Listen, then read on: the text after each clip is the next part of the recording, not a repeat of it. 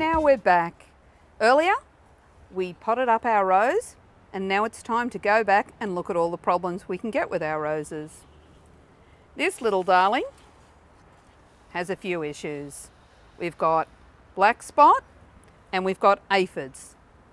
Now, all roses in Queensland should be maintained. Some species don't get the problems others do, but generally most roses are prone to black spot. What I like to do with a black spot, if it's heavily infested like this, is take out the infected leaves and just get rid of them.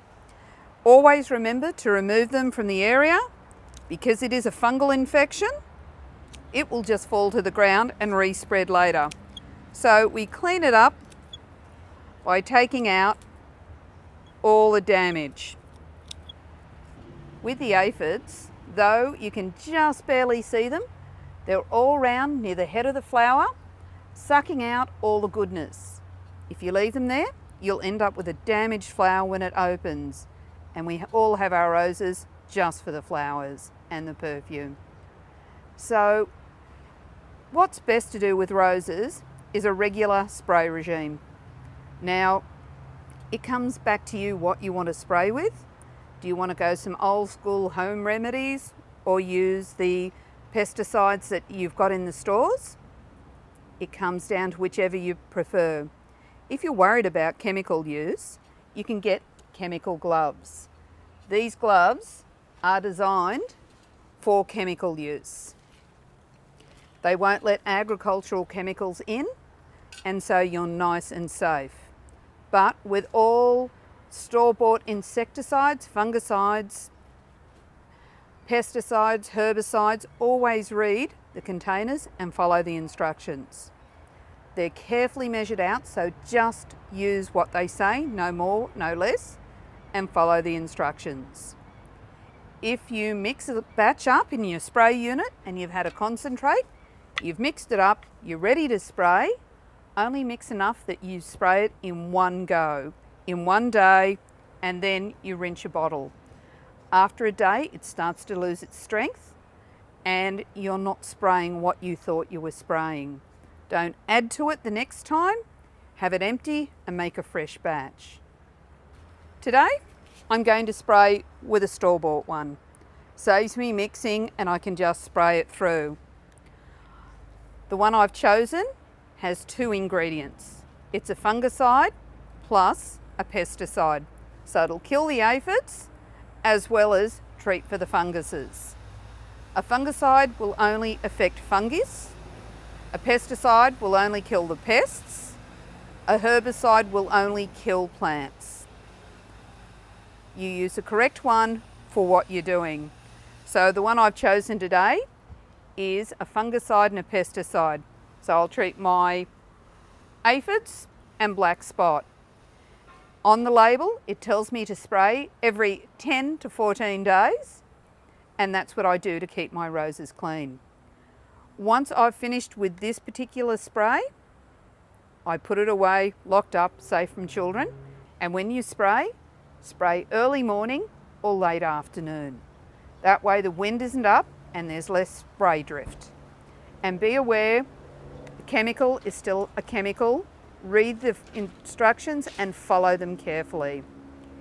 And if you don't like using chemical, there are some of the old world methods we used to use in the old days to get rid of aphids, and you can go back to those. Most of us just want a quick fix now, so we do end up using the store-bought chemical. But these roses need to be treated every 2 weeks to be pristine and looking lovely, and that's why we've bought roses in the beginning.